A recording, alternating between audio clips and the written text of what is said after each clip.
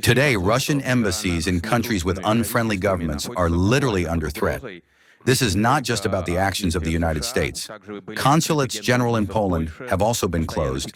Attacks on missions in Sweden are constantly recorded, and literally just now, the ambassador to Denmark reported that the authorities of the kingdom threatened to seize the land of the Russian mission.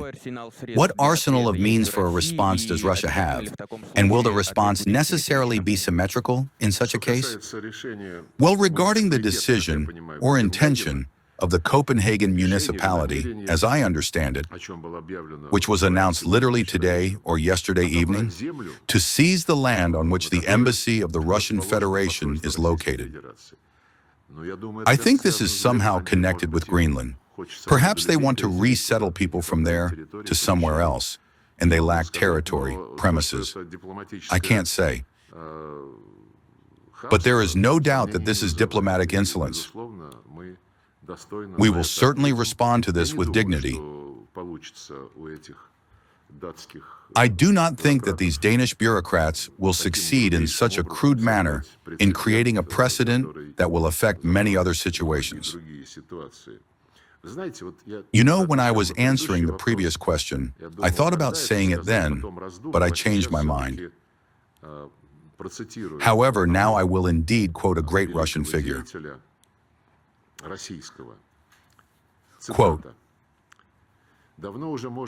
"It could have been foreseen long ago that this frantic hatred, which for 30 years, every year, has been incited more and more strongly in the West against Russia,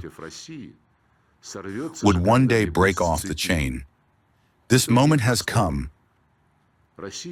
Russia has simply been offered suicide, the renunciation of the very basis of her being, a solemn recognition that she is nothing else in the world but a wild and ugly phenomenon, an evil requiring correction."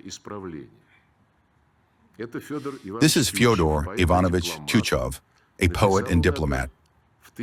He wrote this in 1854, immediately on the eve of the Crimean War, which was unleashed against the Russian Empire.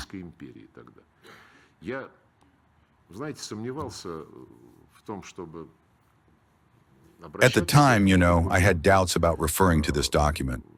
Well, someone might say that this is paranoia, as if we see some kind of threats everywhere. But now for today's event, I was rereading the statements of the Europeans. I quoted Macron, who spoke about Russia. The things I read out today were also quoted by Pistorius, Ruda, and Stubb. And nothing has changed. The strategic defeat of Russia is a goal that stood even in the 19th century, starting with Napoleon, the Crimean War, the intervention, the Second World War. To my great regret, Europe, which is, in fact, the source of all the world's misfortunes, all the major misfortunes of humanity, starting with slavery, colonialism, and unleashing 2 world wars with a colossal number of casualties,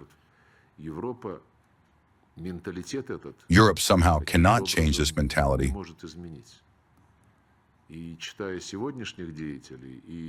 Reading today's figures and following what kind of intrigues they weave, just to preserve a regime that is absolutely hostile to Russia, a regime accountable to them, and professing those very ideas and the practice of Nazism that led Hitler to Nuremberg. I am amazed that this does not disappear anywhere. But healthy forces in Europe have nevertheless awakened. Their voice is already being heard, not only in Hungary, in Slovakia, in the Czech Republic, but also in Germany and France.